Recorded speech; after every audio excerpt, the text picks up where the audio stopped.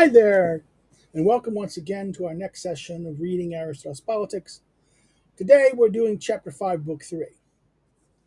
We're continuing on the question of the citizen, which is the theme. We start, the first part of Politics 3 kind of deals with, it addresses, it says the theme is going to be the regime, but it starts with first a discussion of the city that then leads to the city as an aggregation of parts, and therefore the aggregation of parts of citizens. Therefore, what's a citizen? Therefore, the question of the citizen. And then we had certain aspects of what is the good citizen versus the good man. What citizen? What does it mean in that sense? Citizen is the concept of the citizen as compared to ruler and ruled. Now we're continuing on this question of the citizen and what is meant by it, and also what is meant by the city is defined in light by what is meant by the citizen. One of the questions concerning the citizen still remains. Is he only truly a citizen to whom it is open to share in offices, or are workers also to be regarded as citizens? Now, this is again a question of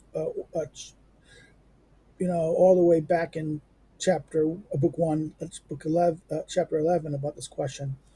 And he says that in note 48. Let's go back. Let's go look at what 48 was, just for the sake of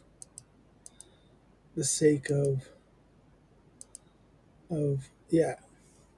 The workers is the banazoi, which is the vulgar, mechanical. This is the class. In other words, this idea of the banazoi, the vulgar, the mechanical. Can these people be citizens? This is the question. These workers, these people who physical labor, people who live by the body, who are normally not seen as free. Their labor is unfree, and they normally would be understood as those who are unfree, or maybe those who should follow, not lead. Right? For it is for it for if those two are to be regarded who have no part in the offices, then the virtue we have discussed cannot belong to every citizen. In other words, the question of the virtue is as prudence, right? The idea of prudence. If these two, the people, the Benesoi, are going to be considered citizens as well, and have, but not necessarily have part in the ruling offices. Therefore, the virtue of a citizen is not necessarily the same virtue as the good ruler, right? Which was pointed out before. And what is the virtue of the good ruler? Is being good, being virtuous, and also being a good man, and also being prudent, right? Um, we have discussed cannot belong to every citizen, as this sort of as this sort is then a citizen. In other words, as he says, this Bogerson. On the other hand, none of these sort. On the other hand, if none of these sorts are citizen, in which class is each sort is to be placed? In other words, this again leads us to the question of let me see if I can get this right. Now let's go back. Let's go look at 26. Aristotle seems to anticipate the introduction of what happens in 5.4 of laborers as a distinct sort of people excluded from the offices, right? This is a problem. This question of this. Now let's go back here. For he is neither a resident alien nor a foreigner. In other words, these workers are not either resident alien or foreigners. Or shall we assert that there is nothing odd about this, at least on the basis of this argument? In other words, the idea is that they're not going to be allowed to be office holders, or they're not going to be. They're not. We don't really, this question of that really these people shouldn't be holders of office or holders of things. Neither slaves nor freedmen belong to this. Neither slaves nor freedmen belong to those just mentioned. In other words, these freedmen are those people who are the people who are at liberty and like that, who are normally free people, the freeborn, and slaves are excluded. They tend to be excluded in terms of this question of these mechanicals, these artisans, these people who live by the hands. It is, and this is true. Not all those who are regarded as citizens, without whom there would not be a city. And this is true.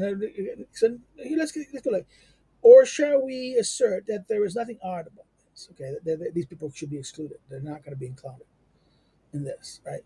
Or that there should be like this, at least on the basis of this argument. Neither slaves nor freedmen belong to those just mentioned. That is the idea of citizens, right? Of no, but they are just mentioned. The idea of laborers, laborers. I think that's a weird passage in that sense.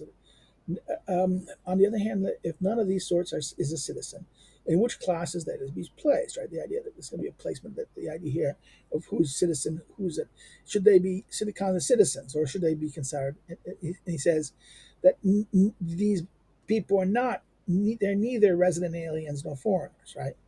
Who are normally excluded from being a citizen in a sense, right? These people are naturally excluded.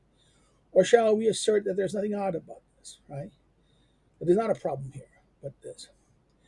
Because neither, he says, neither slaves nor freedmen belong to those just mentioned. Now, this is, I don't know what this means here. This is an odd phrase. We have to think about this in that sense. That neither slaves or we're not citizens. The thing that's being mentioned here are those who are resident aliens and foreigners. But usually, okay, yeah, that's right. That's it. That slaves or freedmen are neither resident aliens or foreigners, right? Belong to this mention, okay, this question of these two, right? And this is true. Not all of those are to be regarded as citizens, without whom there would not be a city, since children are not children in the same sense that men are. Later,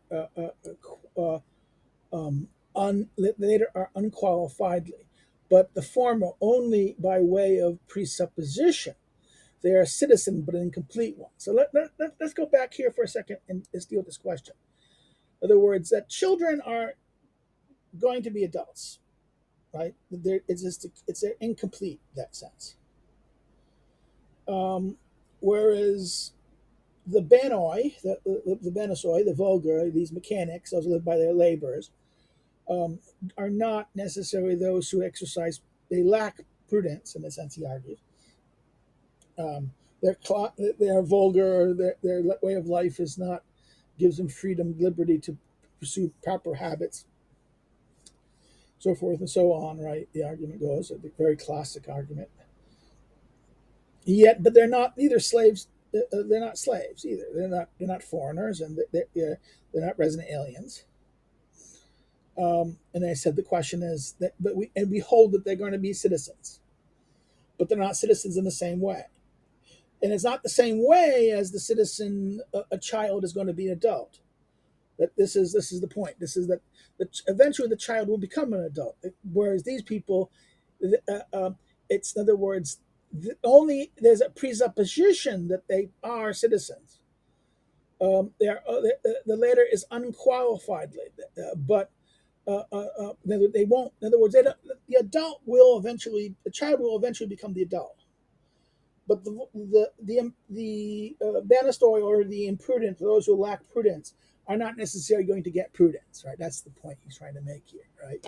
And therefore, this is why such people are incomplete citizens, in the sense that the argument would be go. Now, in ancient times, among some people, the working elements was slave or foreign. And for this reason, many are such even now. But the best city will, therefore, the best city, the city that is one, Aristoi, best city, will not make a worker a citizen.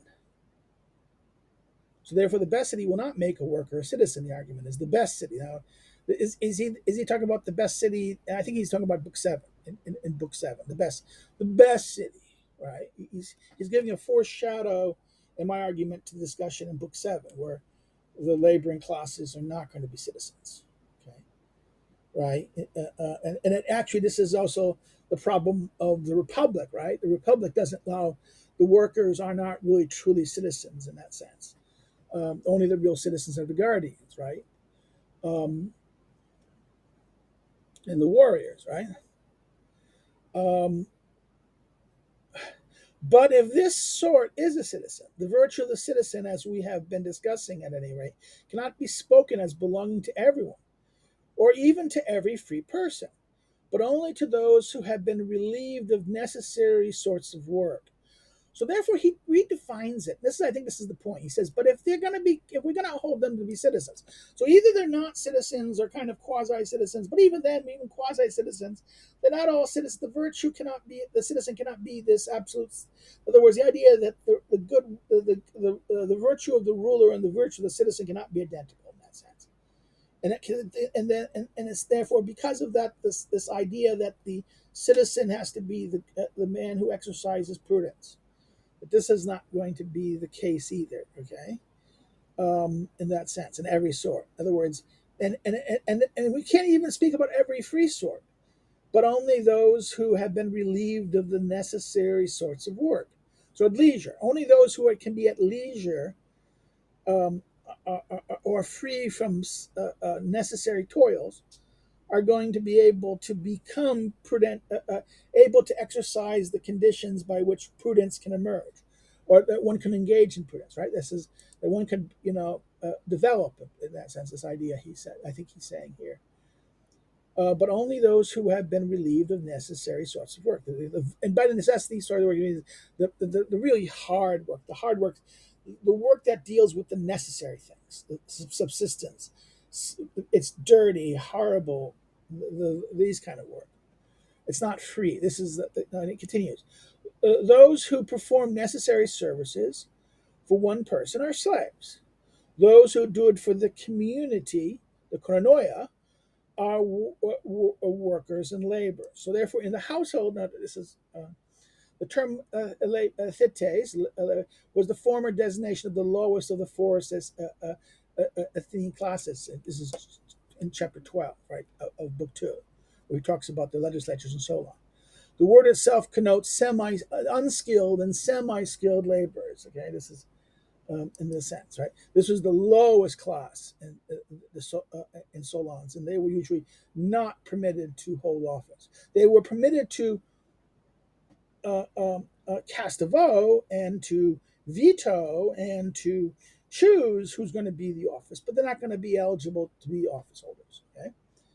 Um, in other words, but these people, but they're the ones who do the labor for the communities. Whereas those who provide these necessary services are the slaves, and for that, yourself, a person who does this for you is your servant. I think this is the delos. The Greek word here is delos. This is a double meaning, slave and servant. This is something that. Oh, come on, I don't know if he's still alive. The guy at UPenn, the classicist. He talked about this, and we've always had discussion. I was always tempted to see Delos as slave, but he made the case that it's ambiguous in the Greek and Aristotle, and he argued against that. And I think he may be right in the sense that there is this ambiguity of Delos, or the word slave and servant. Um,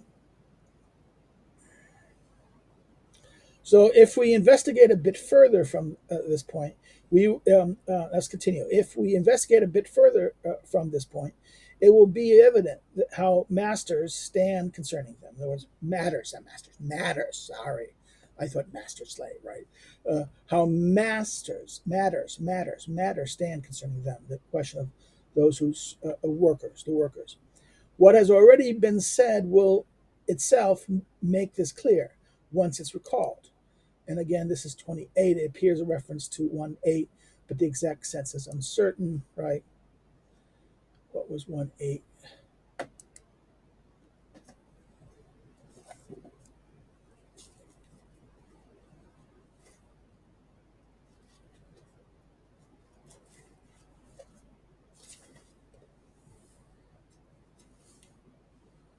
One eight eight nine. The ways of life are then many. The question of the ways in life and the things of the hunter, the farmer, the specific ways of life, and those things, right? The question of the way of life, the question of the way of life and the way of life operates. Um, since there are several regimes, there must necessarily be several kinds of citizens, and particularly of the citizen who is ruled. Thus, in one sort of regime, the workers and the laborers must necessarily be citizens, while in the other, this is impossible. For example, in any of the sort they call aristocratic, in which prerogatives are granted in accordance with virtue and merit, it is impossible to pursue the thing of virtue when one lives the life of the worker and laborer. In oligarchies, on the other hand, it is not possible for a laborer to be a citizen for taking part in the offices based on large assessments, like the amount of your the assessments on the assessments of your wealth. In oligarchies, the question of you the assessment to be a citizen or to participate in the offices, you have to have lots of wealth, right? But it is possible for a worker, since many artisans can become wealthy. So therefore, it is, in other words, a laborer is going to be. This is the distinction between laborer, someone who just merely loses their labor, or someone who is a worker who has some kind of craft, an art craft. So this distinction between the people who engage in physical labor with their body versus those who have certain skills, techniques, art craftsmen or arts, who then can become wealthy. This craftsman can do something wealthy. The physical laborer who only has his body is not going to be wealthy because he won't have the money. He'll always be poor. He has without means, right? He has no means. The his only mean is his body. The only means of subsistence he has is the labor of his body. Whereas the artisan has his art, his skill, and that the skill may be very valuable in that sense, and therefore that's why he become wealthy. Many artisans become wealthy, right? In Thebes, there used to be a law that one who had not abstained from the market for 10 years could not take part in the office. So, for example, Thebes made it possible that you had, before you could hold an office, you had to not participate in the market, trade and commerce. But in many regimes, the law pulls pulls in even some foreigners. For one descended from a citizen mother is a citizen in some democracies. And it is the same way with bastards in many regimes. So the question, in other words, some regimes will say, if your mother was a citizen, but your father was a foreigner, okay, not two. Some regimes argue that both parents must be citizens. Here, your mother could be a citizen. That's even more radical that the father was a foreigner. Um, and then the question is now his even point that some may even have been what he says decided from bastards, so the illegitimate children, right? Can be made in some regimes. Okay. Nevertheless, since it is because of a lack of genuine citizens that they make for themselves citizens of this sort. For now, this is a kind of criticism, right? This is the idea. Oh, that's because they don't have enough real citizens, right? For they use such laws on account of shortages of manpower. In other words, they need manpower. Right? The argument is the city is lacking of manpower, and that remember you have to have the real goal of the citizen is to bear arms in order to defend the city. Right? That's the real origins of citizen. When they are well off, I mean, uporios, as regard numbers. In other words, they have enough. They have enough. They have enough numbers. They gradually disqualify first those with a slave as a father or a mother, then those with the citizen mothers but foreign fathers, and finally they make citizens only those who have two citizen native parents. Right. This is so. Therefore, the argument is that sometimes this is done out of some regimes do this out of necessity, in order to make sure there's more citizens. But once they have enough citizens, they have enough manpower intrinsically, then they start restricting who can be a citizen. Right. This is what some regimes will do. Now, it means this is, and maybe this is certain some oligarchic regimes, some aristocratic regimes, and also maybe even democratic regimes the higher sort of the varieties of democratic regime, the higher or limited ones, would probably do this as well. So therefore, this is what he's saying here in that sense. That there are several kinds of citizen, therefore, is evident from these things, as is the fact that one who takes part in the prerogatives is particularly spoken of as a citizen. Thus, for examples, Homer's line, like some vagabond without honor. In other words, who is a citizen? The citizen is one who can partake in the prerogatives, right? Is in fact one who takes part in prerogatives. This is particularly spoken of citizen. And the quote is 29.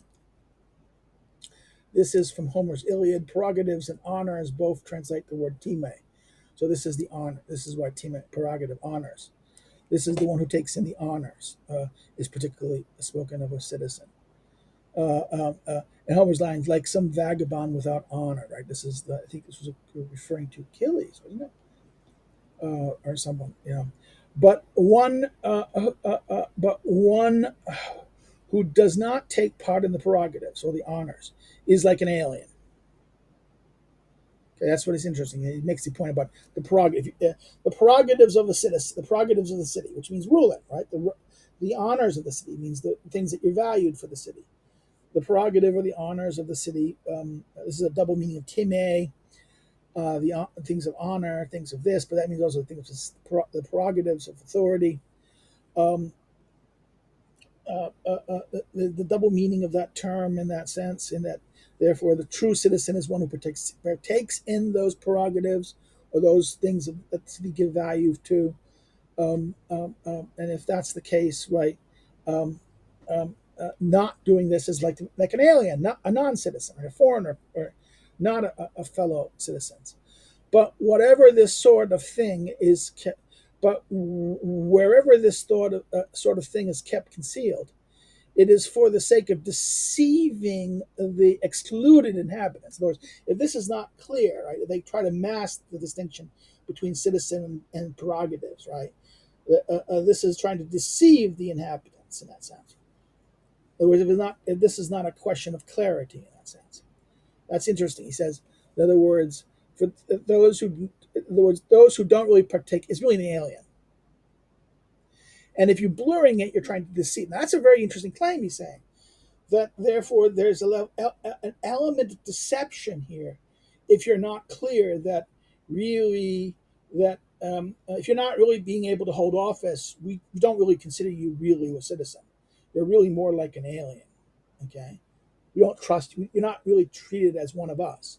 You're not as good as us, and to pretend otherwise is a kind of deception. Okay, and that's a very strong criticism of the. I mean, this is where the argument is that why you think Aristotle actually offers a democratic, is making really this is more of a democratic argument, a critique of the view that you should the earlier aristocratic view, right? As to let me see if I did this right. Yeah. We're going to finish the last paragraph here. As to whether the virtue that constitutes the good man and the excellence, budaios, citizen, is to be regarded as the same or different, then it is clear from what has been said in one sort of city, this person is the same, and another different. And even in the former sort, it is not everyone, but the political ruler and the one having authority or capable of having authority, either by himself or together with others, over the superintendent of common matters. In other words, so wait a minute.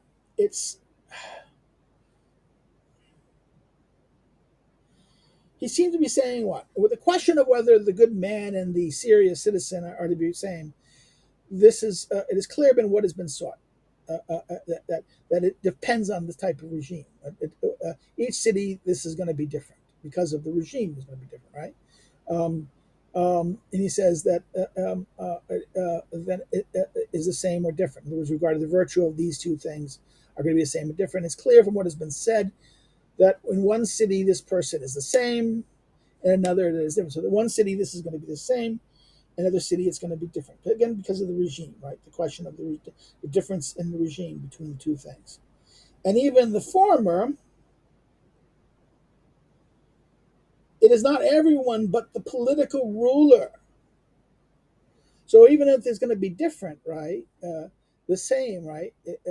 It's the political ruler that's going to, and the one having authority, the political ruler who has authority, those who the politicos, right? The politicos, but the politicos, and the one that has authority, or krinos, or capable of having authority, ruling. That is the one that is having authority here is to be ruling. I think kairos, and that therefore having kairos, so action, um, either by himself or together with others. This is the one who's ruling, right? Either they're ruling on his own or he's ruling with others, and over the matters of common matters. In other words, he has this authority over the supervision of the common matters. Okay, that this person who has the supervision of the common matters, he's ruling, who has authority over these common matters. This is the one who exercises this, has to, that is, seems to be that is the excellent citizen in that regard in the question of this. So this is how he ends that chapter here. Woo! Again, this discussion of the good citizen and the good man continues at this. I think it wraps up at this point, but we'll see. Continue in the next chapter, in chapter 6. We're going to stop here. If you have any comments or questions, please put them below, and if I see them, I will reply. If you have any, if you like it, you know. Share with a friend. Get other people don't like it. Okay, put your comments. Why? Maybe I can fix it. Or maybe respond to something. Share if you those of you who like it, and you want to see more of this. If you haven't subscribed already, please subscribe. Please encourage others to subscribe. Again, encourage others by sharing the videos on your various mechanisms, by social media or email to friends. Bring their attention to what I'm doing here. That's would help. If you know someone who might be interested in these things, you should take them to the whole series. Um, um, you can follow me on social media below.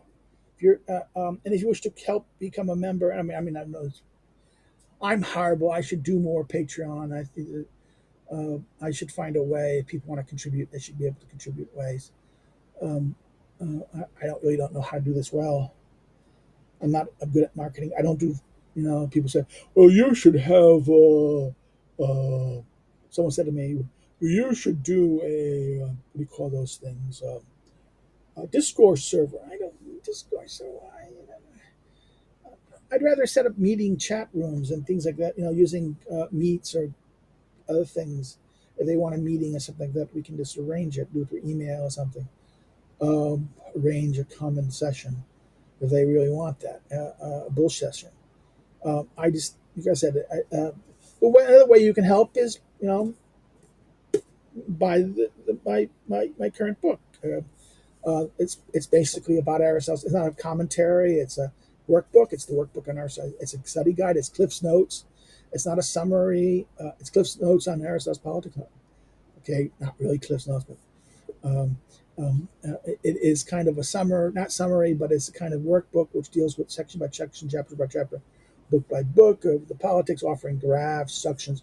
It's a nice a tool by which someone wishing to struggle with the politics can be guided by it as you read it. It's not to be read in substitute of the politics, but it goes to guide with it. But again, I've been saying this, and people saying, "Why are you showing your book so much?" I said, because this is the only way I can say if you don't want to, if you're not going to buy it for a friend, buy it for a friend who's going to be a student or something.